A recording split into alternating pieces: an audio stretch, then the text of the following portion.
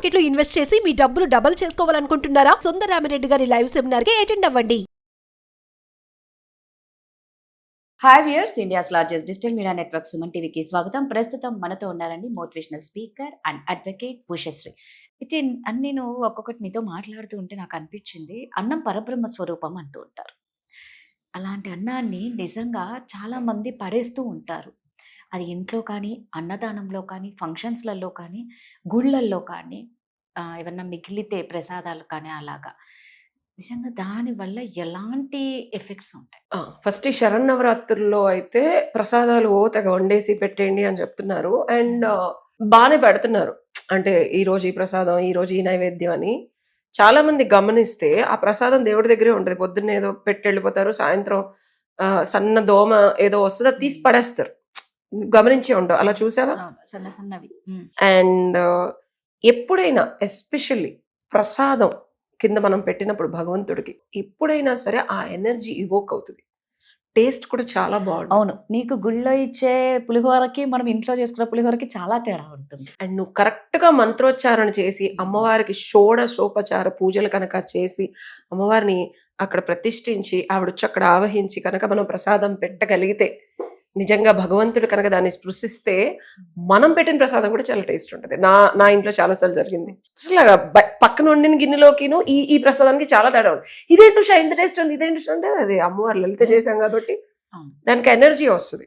So especially వేరేవి మళ్ళీ మాట్లాడతాను, కానీ ప్రసాదం ఏదైతే భగవంతుడికి చిన్న మంత్రోచ్చారణో ఏమీ చేయకపోయినా భగవంతుడికి అర్పించింది వెంటనే ఆ హారతి అది ఇచ్చిన తర్వాత ఒక 5-10 నిమిషాల తర్వాత చక్కగా డోరేసి తీసిన తర్వాత మీరు దాన్ని తినండి, కన్జ్యూమ్ చేయండి, లేకపోతే ఎవరికైనా పెట్టండి నలుగురికి. ఎందుకంటే అది భగవంతుడు స్పృశించిన అన్నం, భగవంతుడు స్పృశించిన ఫుడ్. అది దాంట్లో ఆ ఎనర్జీ ఇవోక్ అవుద్ది.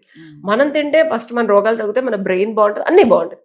అందుకనే ప్రసాదాలు పెడతారు, రకరకాల ప్రసాదాలు పెడతారు. కన్జంప్షన్ భగవత్ శక్తితో మనం మళ్ళీ మన శరీరంలోకి ఆ శక్తి రావాలి. ఇది ఎవరన్నా చెప్పారా నీకు? సో ఇది ఇంకోటి. నెక్స్ట్, అన్నదానాలు చేస్తున్నారు, చాలా మంది మారారు. కోవిడ్ తర్వాత రకరకాల పండగల్ని ఇదివరకు కూడా సెలబ్రేట్ చేయని ఒకేసారి భక్తోన్మాద స్థితికి వెళుతున్నారు జనాలందరూ, వచ్చేసి గుర్తి.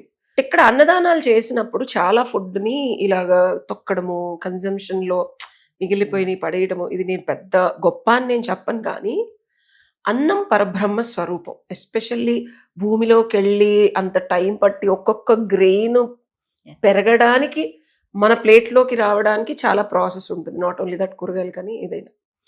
సో కర్మ అంటుకుంటుంది మనకి. ఎస్పెషల్లీ నేను రెస్టారెంట్కి వెళ్ళినా లాస్ట్ వరకు తింటా. పెద్ద పెద్ద హోటల్స్లో కూడా నా ఫ్రెండ్స్ ఏంటి అట్లా తింటావు, అలాంటి యాటిట్యూడ్స్ వచ్చేసాయి. రెస్టారెంట్కి వెళ్తే మనం సగం తిని వదిలేట పెద్ద స్టైల్ అనుకుంటారు. పూర్తిగా ప్లేట్ నాక్కొని తింటాం. నేను చక్కగా తింటా, అసలు ఉన్నదంతా చక్కగా జుర్రుకొని నాక్కొని తింటాను నేను. ఏదైనా ఫుడ్ మనకి దాన్ని తినాలని రాసిపెట్టి ఉంటేనే మన వరకు వస్తుంది, లేకపోతే రాదు. అసలు భగవంతుడు నీకు ఇచ్చిన దాన్ని నువ్వు కన్జ్యూమ్ చేయకుండా వదిలేస్తే ఇట్స్ ఆ కర్మ నీకే వస్తుంది. అండ్ ఆఖరికి తినడానికి కూడా ఉండదు. దెర్ వర్ డేస్ వేర్ నేను ఒక 50,000 సరుకులు కూడా పడేసిన రోజులు ఉన్నాయి 10 ఏళ్ల క్రితం. ఈ రోజు నేను అనుభవిస్తున్నాను ఆ కర్మ. ఇది నేను అనుభవంతో చెప్తున్నాను. అంటే అంత అవసరం లేదు సరుకులు. డీమార్ట్కి వెళ్ళి కొనేసాను. ఇప్పుడు బాగా ధనం ఉండేది 10 ఏళ్ల క్రితం. సో ఈ రోజు రైస్ కొనుక్కోవడానికి కూడా నా దగ్గర డబ్బులు లేని స్థితికి తీసుకొచ్చింది. I'm really enjoying this. మనం ఏం చేస్తే మనకు తిరిగి వస్తుంది అనే దానికి నేనే ప్రత్యేక. రైస్ కొనుక్కోవడానికి కూడా డబ్బులు లేవు నా దగ్గర ఈ రోజు, లైక్ టుడే. సో భగవంతుడితో గేమ్స్ ఆడినా పర్లేదు, క్షమించేదో వదిలేస్తాడు. కానీ పంచభూతాలతో కనుక గేమ్స్ ఆడితే పంచభూతాలు కనిపించకుండా గాలిలో తీసుకెళ్ళిపోతుంది, చంపేస్తుంది మనుషులను అట్లా. So you need to be responsible to the భూమి, ఆకాశం, వాయువు, అగ్ని అన్నిటికి. సో నీ ఇష్టం వచ్చినట్టు చేస్తాను నేనంటే కుదరదు. Everything will be accumulated. నేను ఏదైతే వేస్ట్ చేశానో అదే సరుకులు కొనుక్కోలేని పరిస్థితి తీసుకొచ్చింది. సో దీన్ని నేను రియలైజ్ అవ్వడం కోసం నేను ఇంకా ఈ స్థితిలో ఉంటున్నాను. ఎందుకంటే నేను ఇంకా ఇది కూకటి వేళ్లతో సహా నాకు ఈ నాలెడ్జ్ లోపలికి వెళ్ళాలి, నరాల్లోకి వెళ్ళాలి. కాబట్టి నేను అది అనుభవిస్తున్నాను. సో అలాగే ఇష్టం వచ్చినట్టు డబ్బులు ఉన్నాయి కదా అని చెప్పి భయంకరంగా సరుకులు కొని, ఫ్రూట్స్ కొని, కూరగాయలు కొని ఫ్రిడ్జ్లో మరగేసి తీసి బయట పడేసే వాళ్ళకి నేనే ఉదాహరణ. అలా చేసే ఈ స్థితికి వచ్చాను నేను. అలా చేయకండి. ఎప్పుడైతే మీరు రెస్పెక్ట్ చేస్తారు, ఇంక్లూడింగ్ వాటర్, నేను వాటర్ కూడా చాలా తక్కువ, water is equal to money. అది నేను చిన్నప్పటి నుంచి మా మామయ్య చెప్పాడు, నాకు 4-5 ఏళ్ళప్పుడు చెప్పారు. సో ఫుడ్ నేను సొంతగా రియలైజ్ అయి తెలుసుకున్నాను, వాటర్ ఎప్పుడు నేను వేస్ట్ చేయను. ఎందుకంటే నువ్వు ఎంత వాటర్ ట్యాప్ వదిలేస్తే అంత డబ్బులు పోతాయి అంటారు. సో నా దగ్గరికి డబ్బులు వస్తే అట్లీస్ట్ నేను దాన్ని ఆర్టికల్స్ కొనడము, ఇంకోటి డబ్బు కూడా, food is also versus money. ఇది ఇంకో ఎపిసోడ్ చేద్దాం. నువ్వు డబ్బుని రెస్పెక్ట్ చేయకపోయినా డబ్బు నీ దగ్గర ఉండదు, లక్ష్మీదేవి ఉండదు.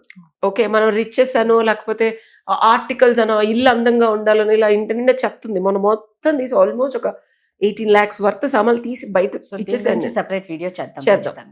సో అన్నం పరబ్రహ్మ స్వరూపం, అండ్ అన్నం భగవంతుడి కన్నా అన్నపూర్ణాదేవిగా మనం రూపాయి దానం చేయడం కన్నా అన్నదానం చేయడం అనేది మనకి పుణ్యాన్ని ఇస్తుంది. ఎప్పుడైనా మనం పితృపక్షాల్లో కూడా పంతులకి మనం వాళ్ళ నిత్యం వాళ్ళు తినేవి మనం తోటకూర, రైస్ ఇవన్నీ దానం చేస్తే, ఎప్పుడైనా ధన దానం కన్నా అన్నదానం ఈజ్ ద ప్యూరెస్ట్ ఫార్మ్. ఎందుకంటే సార్ మీ ఉప్పు తిన్నాను సార్ అంటే అది గుర్తుంటది, నిజమే, ఇంకేం గుర్తుండదు. కడుపు నింపి ఆకలికి ఉన్నాడు, కడుపు నింపితే గుర్తుంటది.